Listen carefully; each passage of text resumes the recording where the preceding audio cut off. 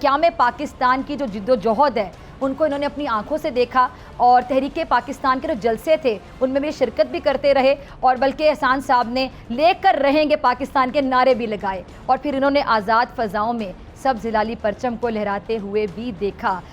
میرے لیے بہت آنر کی بات ہے سر، آج آپ تشریف لائے میرے پروگرام میں، بہت شکریہ آپ کا تشریف لانے کے لیے ڈاکٹر صاحب۔ بہت شکریہ آپ کا بلانے کا۔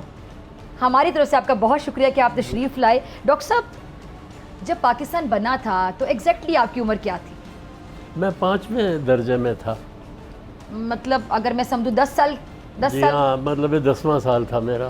10 سال کے تھے آپ جب پاکستان بنا تھا؟ جب 47 کا زمانہ تھا تو جی ہم لوگ بھوپال میں تھے۔ والد صاحب مسلم لیگ کے کوئی چھوٹے عہدیدار ہوں گے، تو مجھے تو ایک موقع ایسا بھی یاد آتا ہے کہ بھوپال میں ایک بہت بڑا جلسہ تھا۔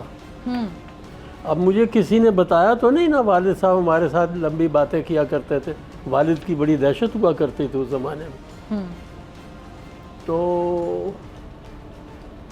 اتنی روشنی تھی اس رات وہاں پر، اور اتنی مخلوق تھی اور اتنے بڑے بڑے لوگ تھے آئے ہوئے کہ مجھے یقین ہے اس رات قائد اعظم اس جلسے کے مہمان خصوصی تھے۔ اس کے اندر ہم نے نظم پڑھی تھی اقبال کی، یا رب دل مسلم کو وہ زندہ تمنا دے، جو قلب کو گرما دے، جو روح کو تڑپا دے۔ تو یہ جو نظم تھی ہمیں بخار چڑھ گیا تھا ڈر کی وجہ سے، اتنا وہ بڑا جلسہ تھا اور ہم اتنے چھوٹے بچے تھے۔ یہ 45 کی شاید بات ہے، 1945 کی بات ہوگی۔ تب آپ تقریباً 8 سال کے ہوں گے، 7 یا 8 سال چھوٹے تھے، میں اور میرے بھائی جان خدا بخشے ہوئے۔ تو ٹانگیں ہماری کانپ رہی تھی اور ہم یہ پڑھ رہے تھے۔ تو وہ ایسے مطلب ہے کہ زمانے تھے کہ نوائے وقت آتا تھا اور گھر میں پاکستان کی بحث چلتی تھی، پاکستان ہونا چاہیے نہیں ہونا چاہیے، یہ انتقال آبادی ہو جائے گا تو کیسے ہوگا، اور انتقال آبادی نہیں ہوگا تو کیا ہوگا۔ تو یہ بحثیں پوری سمجھ میں نہیں آتی تھی، لیکن یہ ہمارے ہاں ہوتی تھی۔ اور پچھلے پیر جب ہماری بیٹھک میں لوگ جمع ہوتے تھے والد صاحب کے پاس، تو وہ تمام سیاسی بحثیں وہاں ہوا کرتی تھی۔ تو بہت سارے مباحث تو اس بے خبری کے زمانے میں ہی ہمیں سننے کو ملے، اور ان میں سے بہت سے آپ کو یاد بھی ہوں گے۔ بہت مطلب ہے کہ ان کا ظاہر ہے ایک اثر پڑتا ہے، فضا ایک ذہن میں بنتی جی۔ تو ہم لوگ اس زمانے میں گرمی کی چھٹیوں میں ادھر آئے تھے۔ یہ علاقہ جو ہے ہمارے بزرگوں کا علاقہ تھا، یہاں سے ہم بھوپال گئے تھے، والد صاحب وہاں پر کام کرتے تھے۔ تو وہاں رہنے کا سبب جو تھا ان کا کاروبار تھا، وہ جنگلات کے ٹھیکیدار تھے بہت نمایاں۔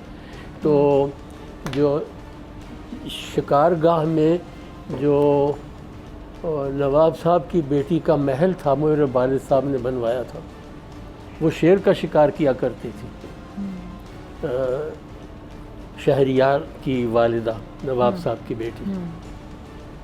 تو مطلب ہے کہ ایک اور سرکل تھا جس کے اندر والد صاحب موو کرتے تھے، جو کہ ملک کے بارے میں سوچنے والے لوگوں کا، سیاست کے بارے میں باریک باتوں کی مباحث کرنے والا جو سرکل تھا، اس طرح کا۔